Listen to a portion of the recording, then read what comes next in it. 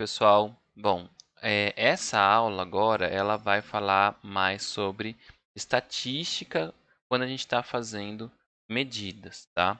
Eu vou tentar ir bem devagar porque ela é bem complicada, né? Vocês vão ter que lembrar aí de algumas coisas, mas eu vou tentar passar por todos os conceitos aí que são necessários para a gente entender até onde eu quero chegar, tá? Então, quando a gente faz uma medida ali de algum experimento nosso, a gente não pode confiar em uma medida só, né? Aquela medida, ela, como a gente falou, né, várias vezes, tem erros relacionados a ela. E eles podem ser erros aleatórios e sistemáticos. E eles podem acontecer ali por diferentes razões, né? Influência da temperatura ambiente, ruído por conta da corrente elétrica, barulho, né, vibração, são, né, diversas coisas. O erro, a calibração ela pode ir se perdendo com o tempo, né, por desgaste, alguma coisa assim. Tem diversas razões aí que vão gerar erros aleatórios e sistemáticos. Os sistemáticos, como eu já comentei, eles são minimizados através de técnicas de calibração, né? E a gente não vai falar dessas técnicas, porque cada sensor tem uma técnica diferente. Mas os erros aleatórios, eles podem ser minimizados por técnicas estatísticas que podem ser aplicados em qualquer instrumento, né? A gente vai, na verdade, tratar os dados e não em si o aparelho, né? O sistema de medida, certo? Então, eu vou passar por alguns conceitos que no início são mais simples, né? Mas a gente vai usar eles ou nessa aula ou mais para frente também, tá? A gente tem diversas médias, né? Vocês já ouviram falar de aritmética, geométrica, harmônica, ponderada, né? Mas geralmente o que a gente utiliza é a média aritmética. É, pois ela considera, né, de modo linear todas as medidas que você fez ali. Então, a média aritmética basicamente é você somar todas as medidas, né, e dividir pela quantidade de medidas que você fez. E aí você tem a sua média aritmética. Além disso, né, as distribuições estatísticas que a gente utiliza são baseadas em médias aritméticas. Então, a gente também tem esse conceito.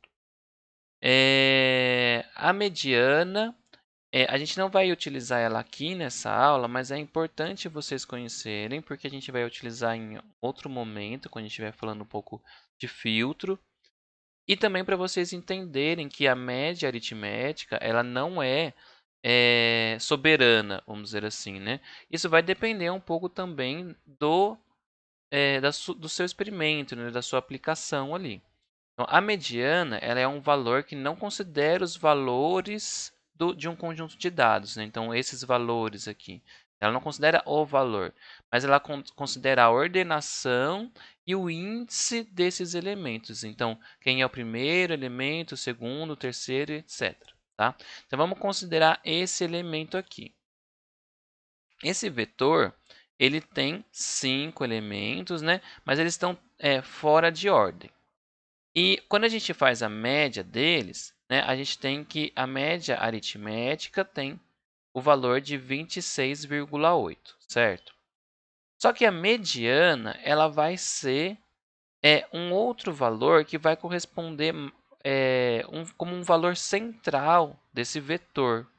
Então, o que significa? A gente vai ordenar esses 5 elementos, né, e a gente vai ver qual que é o elemento do meio, né? Então, veja que aqui a gente colocou em ordem, né, 2, 4, 5, 25 e 98. E o elemento central é a mediana. Ela não considera, né, nenhum outro elemento, o valor dos elementos, para fazer o cálculo da mediana. É simplesmente o valor central. A mediana ela é interessante quando você tem valores muito grandes discrepantes das suas medidas, né? Então faz de conta que fiz uma medida ali 1, 4, 2, 5, 3, 90. 2, 5, 4, né? Então esse 90 a gente vai conseguir vê que ele é um outlier, né? Tipo, um valor que está fora do comum nosso ali, e ele vai, na verdade, assim, ele pode ser descartado, ok? Porque ele está muito longe da mediana, e a mediana a gente utiliza para fazer esse descarte. Então, quando a gente vê o filtro de mediana lá na frente, daí vocês vão entender porque eu estou falando da mediana, tá? Então, a média ela não é soberana, né? Mas para fazer as estatísticas que a gente vai utilizar aqui, a gente vai utilizar a média, ok? Tipicamente, um conjunto de medidas ele vai se assemelhar a uma distribuição normal. Tá? Então, o que é a distribuição normal? Ela é definida por essa funçãozinha aqui. Né?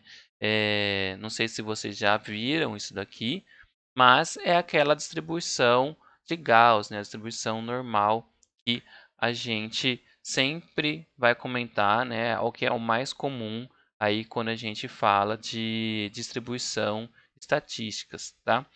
E aí a gente tem dois parâmetros, né, que definem essa função, que é o mi aqui, né, que é a média aritmética de todos os pontos x que foram coletados, e o desvio padrão, que mede a variabilidade dessa medida, né, dessas medidas. E o x, né, claro, é uma variável que define o valor da população ali, certo? Então, se eu tenho uma média 5, né, o x ele vai variar ali de 5 para baixo, né, menos, e de 5 para cima, certo? Então, o x ele pode variar infinitamente, ok? Nesse caso. Então, veja, quando a gente tem várias medidas que estão, né, dentro de uma distribuição normal, a gente vai ter que 68% dessas medidas, elas vão estar dentro desse intervalo. Então, aqui a gente tem a nossa média, o intervalo, né, ele vai corresponder à média menos um desvio padrão, até a média mais um desvio padrão. Então, veja que a gente tem esse intervalo, vai conter 68% de todas as amostras. 95% de todas as amostras vão estar no intervalo, né, da média menos 2 desvio padrão e média mais 2 desvio padrão, ok?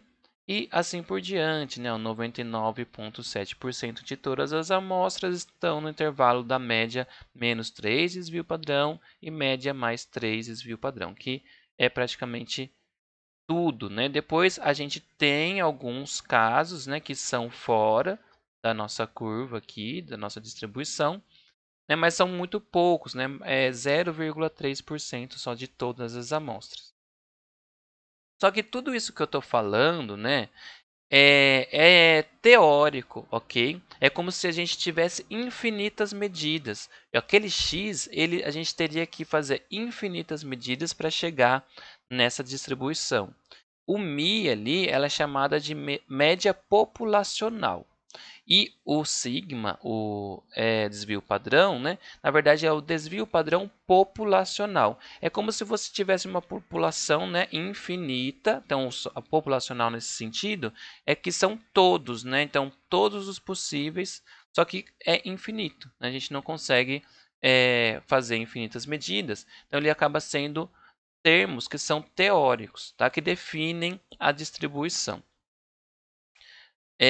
Então, para isso, o que a gente vai fazer? A gente vai estimar esses valores. Né? A gente vai fazer uma conta, né? Um cálculo, que a gente vai ter outros parâmetros, mas que eles podem se aproximar desses valores teóricos, utilizando amostras, né, finitas, número de amostras finitas n. Tá? Então, esse n que a gente vai ter ali vão ser realmente as nossas amostras finitas que a gente vai fazer. Então, 10, 15, 20, 50, né? Então, a gente vai ter algumas aí que a gente vai fazer os testes. E aí agora a gente vai trabalhar, na verdade, com a média amostral. Então, o x barra aqui, a gente vai chamar de média amostral e o desvio padrão amostral vai ser o S. Então, a gente vai ter uma outra conta do desvio padrão amostral. Ele é diferente do desvio padrão teórico aqui, ó. Porque apesar do desvio padrão ele ser definido aqui utilizando o x, né, só estou demonstrando a média, tá? E ele ser dividido por n, a média, o desvio padrão amostral, ele é dividido por n menos 1. Por que que isso acontece, né? A gente pode, talvez você já tenha visto essa definição e já deve ter até calculado já isso daqui utilizando o n aqui embaixo. A gente pode fazer isso daqui, tá? Mas quando o n é grande o suficiente. Então, o que é n grande o suficiente? Eu vou falar várias vezes também nessa aula, né? É o n maior que 30. Quando a gente tem n maior que 30, a gente pode considerar que ele é um n grande o suficiente. Ele é definido por conta de duas distribuições, tá? Então, eu não vou entrar nesse mérito. Vocês precisam simplesmente, né, saber que existe esse número mágico, que é o n maior que 30. Então, quando você tem um n maior que 30, você pode dizer que isso daqui, né, sendo, você pode calcular o desvio padrão amostral utilizando essa fórmula aqui, tá? Mas, por exemplo, imagina, se você tem apenas 10 amostras, se você dividir por 9, é muito diferente do que você dividir por 10. Agora, se você tem, né, 30 amostras e você dividir por 29, não é tão diferente assim você dividir por 30, né? E assim por diante. Então, se você tem 100 e 99, não é tão diferente. Então, justamente, quando o n tende para infinito, na verdade, esse menos 1 aqui, ele some, né? Então, é por isso que a gente tem essa diferença aí. Mas a gente vai usar bastante o desvio padrão amostral, porque normalmente testes preliminares a gente não vai fazer mais do que 30 amostras, tá? A gente vai fazer poucas amostras para definir algumas características e aí fazer alguns cálculos para depois realmente fazer um teste final, né, um teste mais robusto com mais amostras. E isso vai servir para diferentes problemas que vocês encontrarem, tanto na universidade, como em algum projeto de vocês aí que vocês estiverem projetando, quiserem comparar técnicas, né, por exemplo, vocês vão utilizar isso daqui, tá? A gente vai chegar lá. Que é o meu objetivo aqui, né? O objetivo é demonstrar como que a gente compara dois métodos, duas características, dois sistemas, né? E assim por diante. Então, a média amostral, que é simplesmente, né, a gente fez ali 10 testes e fez uma média delas. Né? Então, a gente fez 10 medidas e fez a média dessas medidas.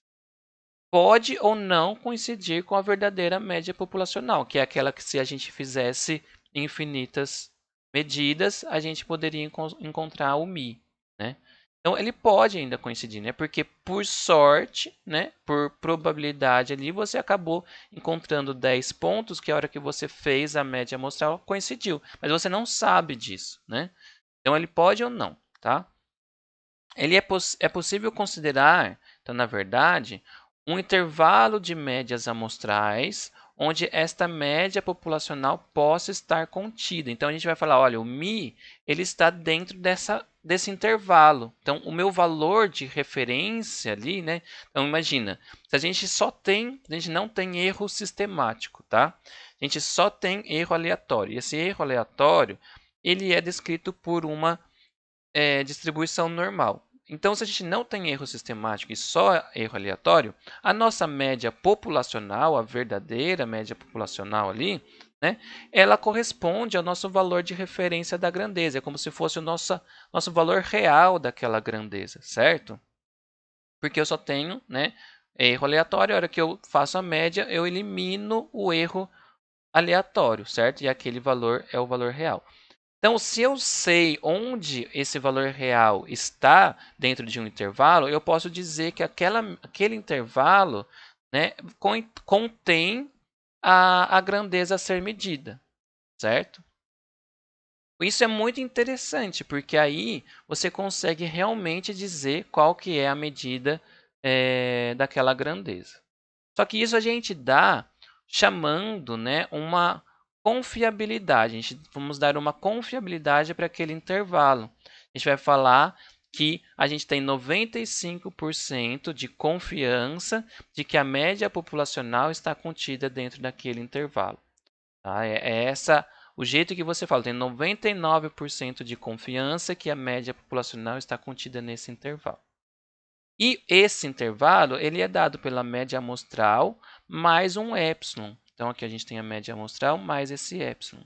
E esse epsilon ele é calculado por uma variável aqui que é tabelada, tá?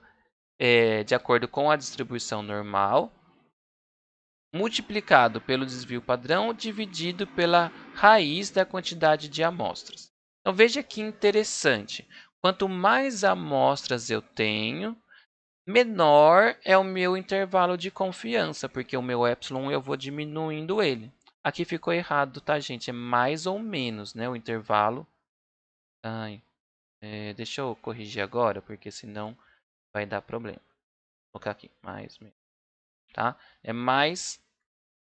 Então agora tá correto, tá, gente? É a média mais ou menos o epsilon, tá? Porque é um intervalo. Então, né, da mesma maneira que a gente viu lá do desvio padrão. E esse intervalo de confiança, né, ele vai diminuindo, ele vai diminuindo, né, de acordo com que a gente aumenta o número de amostras. Então, o N ali vai aumentando, né, e a gente vai diminuindo. Então, veja que interessante, né, que por isso que a gente também tem essa questão, né, de que 30 é um número suficiente, por conta disso também, ok? A gente vai tendo uma noção melhor, né, de que aquele intervalo de confiança, né, ele vai se estreitando até que você consegue ter um intervalo de confiança pequeno o suficiente para o que você precisa.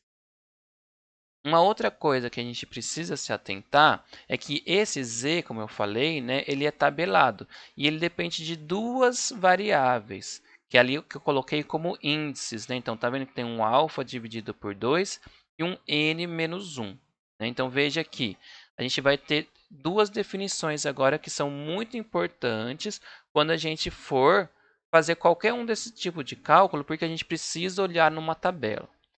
Então a gente vai procurar sempre o nível de confiança. Então lembra que eu falei, olha, a gente sabe 95% de confiança que a média populacional está contida nesse intervalo de confiança. Isso significa que a gente tem um nível de confiança. Esse nível de confiança é dado por esse alfa ali, né? É 1 menos 0,95, ok? E o nível, então, ele vai ser 0,05. Então, na verdade, quanto menor o nível, né, maior, na verdade, ali o alfa, né, quanto menor o alfa, maior é a sua confiança, né? Então, isso, na verdade, o nome dado para o nível de confiança ali, né, ele é um pouquinho, né, contra-intuitivo em relação ao alfa, tá? Porque quanto maior o nível de confiança, o alfa ele vai diminuindo, porque você precisa eliminar, né, pouco da sua distribuição. A gente vai ver um desenhozinho daqui a pouco que vocês vão entender o que eu estou falando. E o N, que é o número de amostras, ela vai nos dar o grau de liberdade desse experimento que a gente está fazendo, que é igual a N menos 1. É justamente por isso que aparece esse N menos 1 lá no desvio padrão também, tá? Tem uma explicação por que é N menos 1, né? Tem a ver com a média e tudo mais, mas ele é muito abstrato, tá? Então, isso aqui é uma coisa que a gente tem que simplesmente decorar. Então, se eu tenho uma amostra, né, eu não consigo nem calcular um desvio padrão, né? Ele fica, ele, né, não faz sentido, né? Não, porque você não tem mais do que uma amostra. Então, quando você tem duas amostras, é porque eles, justamente, né, a média e o desvio padrão, eles são, acabam ficando dependentes, né? Então, você não tem um grau de liberdade independente, tá? Essa é mais ou menos a definição, tá? Mas é muito abstrato.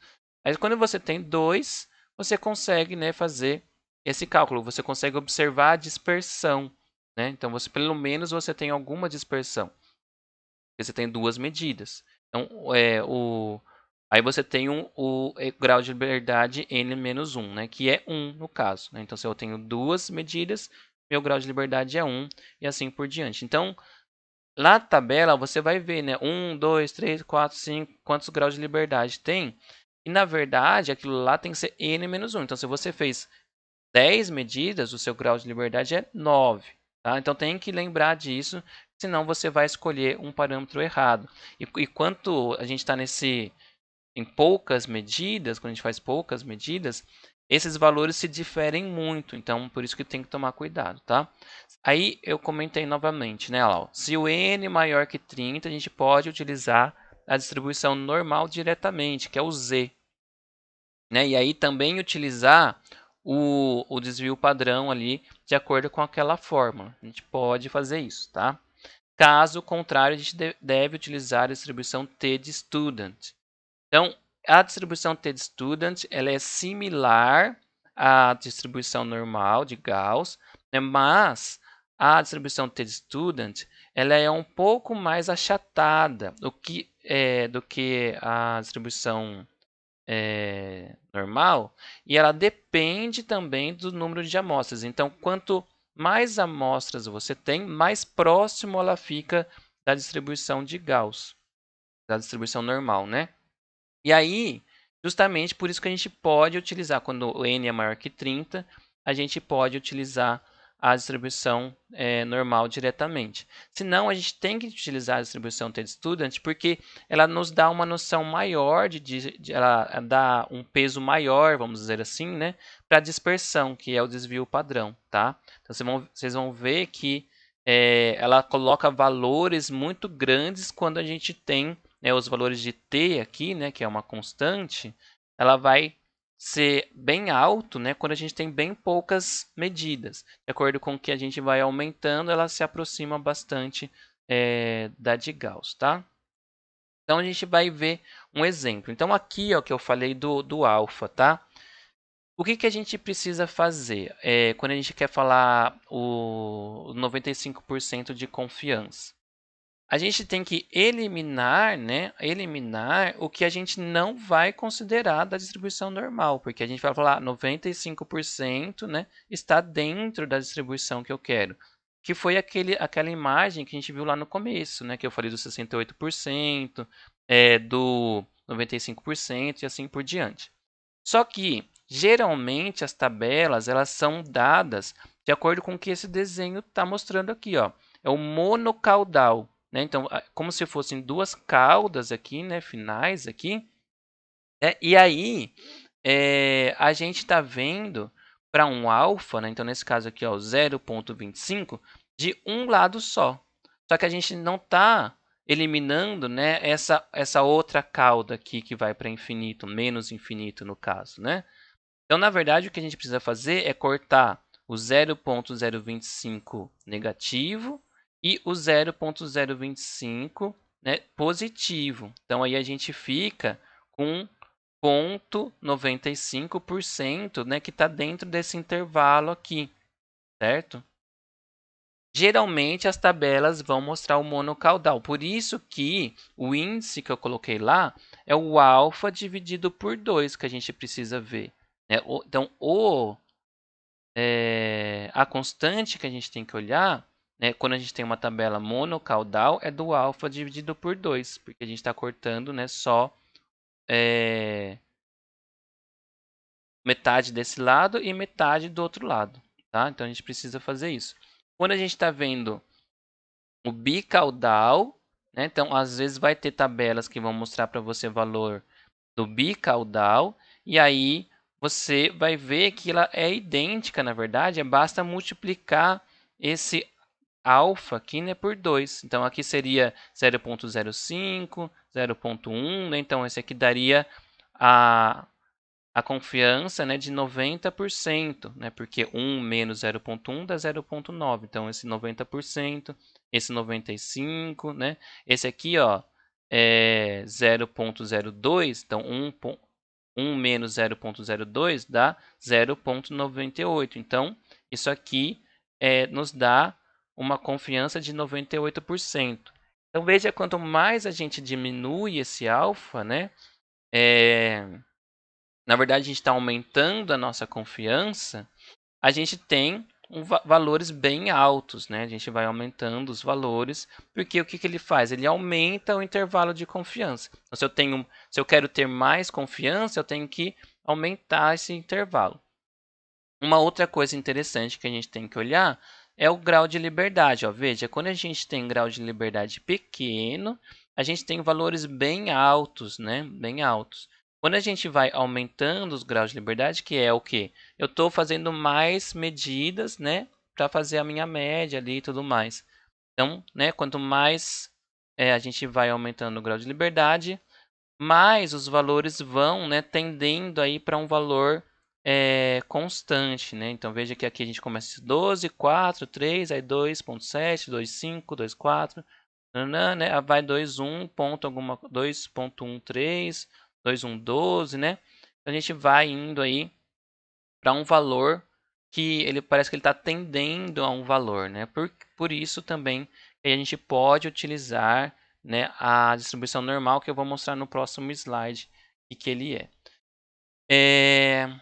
Então imagina que a gente coletou 11 amostras e eu quero 95% de confiança. Nessa tabela aqui eu estou vendo o monocaudal, então eu tenho que ver o alfa dividido por 2, que é 0.025, então é esse daqui. Se eu coletei 11 amostras, o grau de liberdade é 10. Então, eu venho aqui na minha linha 10 e pego, né, a confiança aqui de 95%, que é aquele alfa que eu olhei, e que é a constante que eu vou utilizar para calcular o meu intervalo de confiança. Tá? Aqui eu tenho a tabela inteira, depois eu vou até subir no Moodle para vocês a tabela, para vocês olharem. Então veja que aquilo que eu falei, né? Ó, ela vai aumentando e chega num ponto que ele tende para um valor, né? Então aqui tem o Z, tá vendo que aqui tem o Z? Que é o valor da distribuição normal. Então ele vai se aproximando do Z, né? Aqui, como eu falei, a gente considera já que acima de 30, a gente já pode usar o Z, porque não vai ter tanta diferença assim. Tá? É diferente? É diferente, mas não é tão diferente, tá?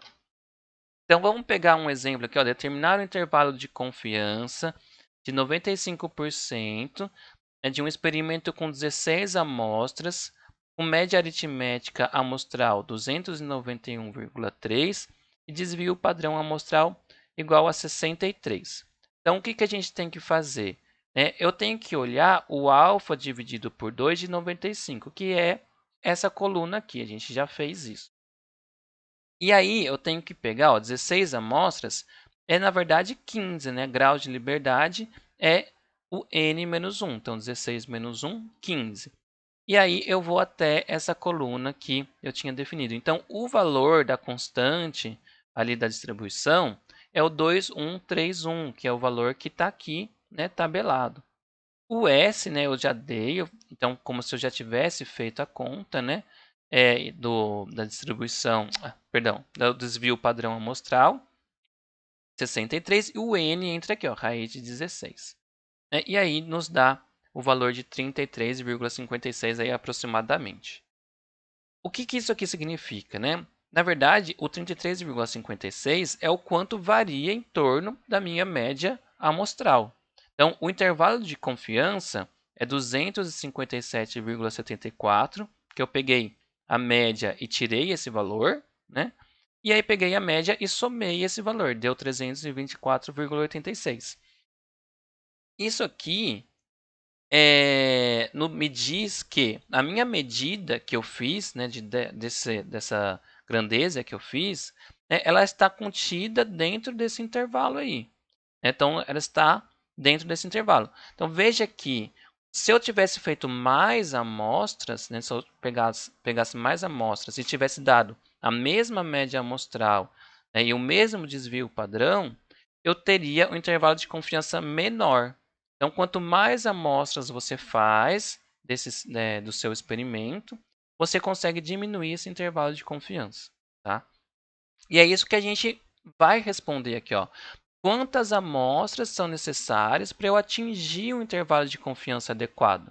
Então, o que eu fiz basicamente foi pegar a equação aqui, né, e isolei o n. Né? Isolei o n lá, o epsilon passou dividindo e fica ao quadrado. E aí, o que a gente pode fazer, né? Eu posso definir o n para que eu tenha um intervalo de confiança de acordo com as características que eu quiser ali, né? Aí eu posso definir o intervalo de confiança antes de fazer todos os meus experimentos. Então, imagina que a gente tem ali um experimento, né? E a gente vai realizar algumas amostras para estimar esses parâmetros, tá? Os parâmetros de média amostral e de desvio padrão amostral. Então, peguei lá, fiz 450, 458, certo? E assim por diante. Faço as continhas, então a média desse vetor é 432 e o desvio padrão é 26,4.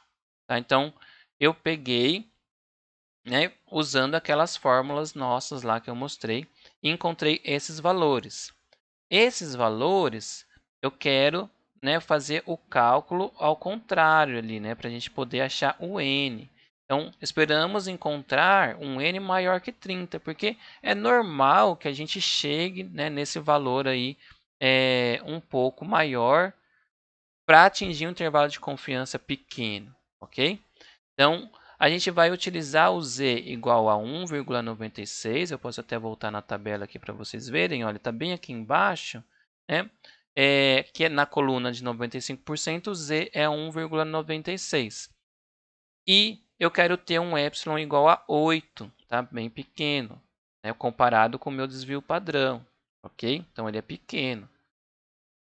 Então, ó, trocando os valores aqui, a gente tem 1,96, né, o 26,4 aqui, divido por 8, elevo tudo ao quadrado, deu 41,83. Então, na verdade, eu preciso de 42 amostras para ter esse intervalo de confiança, né, com o epsilon igual a 8.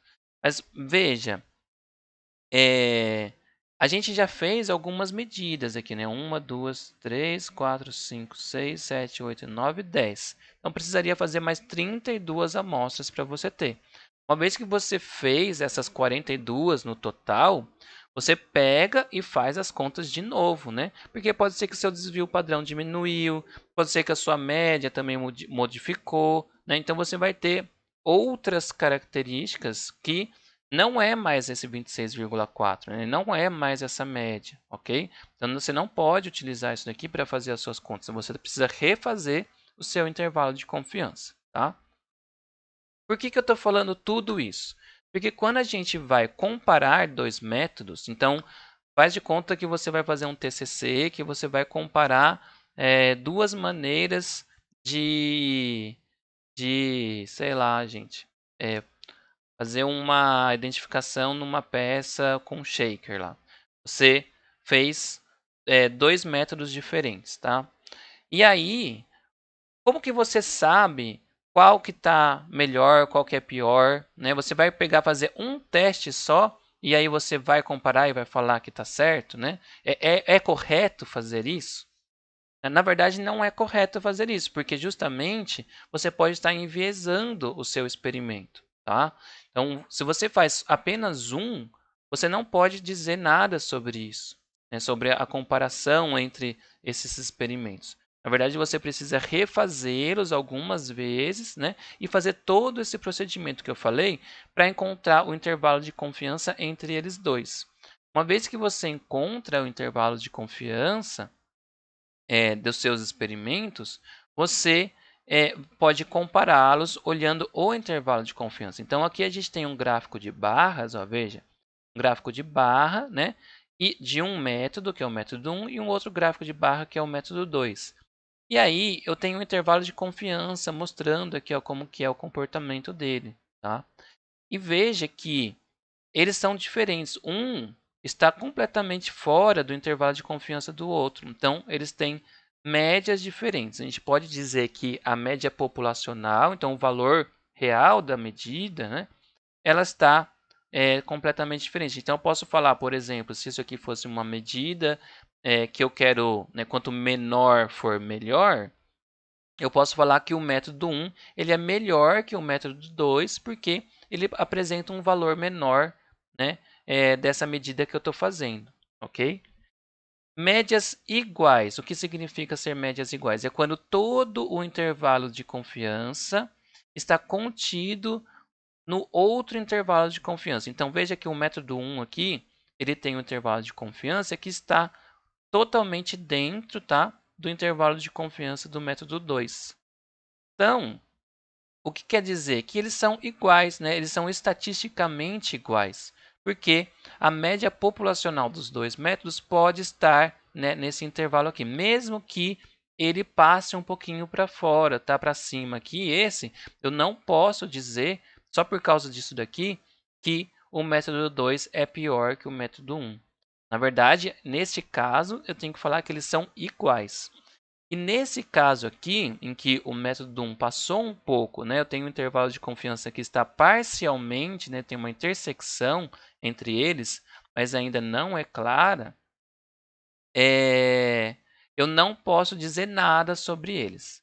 Na verdade, existem outras técnicas aí de comparação, tá? Mas aí é um pouquinho mais sofisticado, né? Tem uma comparação de T-Students lá também, se vocês quiserem procurar, né? Ele faz umas avaliações em relação aos desvios padrão, né? Das médias e tudo mais, mas não vou entrar nesse caso, tá? Nesse mérito, porque a gente já falou bastante, né? Bastante conteúdo dessa parte.